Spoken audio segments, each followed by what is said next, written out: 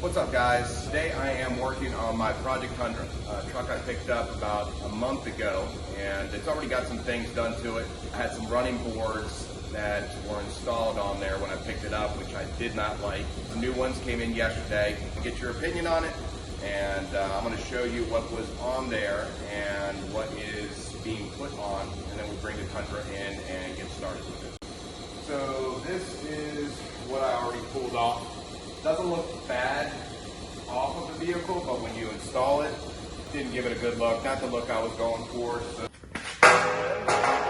what we picked up is from the wheel truck. These are the Rhino RB20s. Supposed to give it the Raptor look, second gen Raptor. That's what it looks like. So we're going to unwrap these and bring the truck in and we'll get started. Okay, so a little bit better comparison here. This is what we're looking at, what we're going to be installing here. This is the driver's side, but I wanted to show you how this one here compares to what I pulled off. This thing is bulky. I don't like the look. So yeah, so excited to get these other ones on. All right, guys. This is day 2 for this installation of these RB20.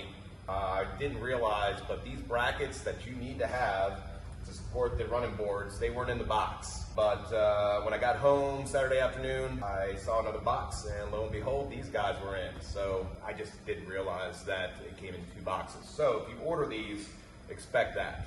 So I'm going to install these, show you what I did. Today we're finishing this project. I did take advantage of my time yesterday and I debadged the chrome badging that was on there and the limited that was back there. I think it's a cleaner look. I'm not a fan of chrome, so the front grille, that's a project that's coming very soon to get rid of that chrome.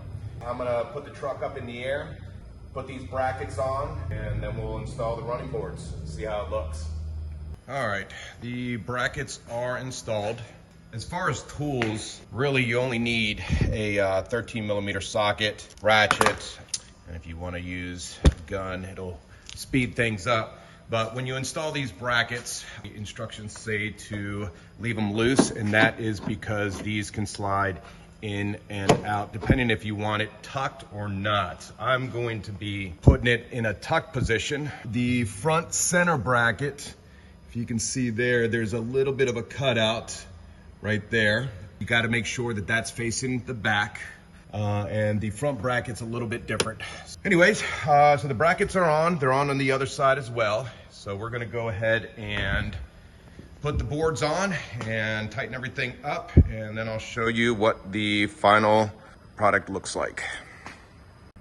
All right, so off camera, what I did was I put these channel brackets inside the running board, and once I had these brackets tucked in, tightened that up, and then made sure everything was lined up well and tightened these up as well.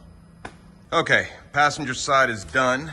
Off camera, what I did was put these inside brackets inside the running boards on all 4. One side tightened up the brackets here, tightened these up. Pretty straightforward. I'm gonna do the driver's side and then bring the vehicle down, show you the end result. All right, guys, final thoughts. Total project took about 30 minutes, I would say. It definitely helps when you have a lift, but you don't need it. There's plenty of room to do the work on your back. Overall, Rhino RB20s, I couldn't be happier with the look. It's exactly what I wanted. I'm looking forward to the next projects. We got wheels and tires coming up, some more chrome delete. So yeah, stay tuned.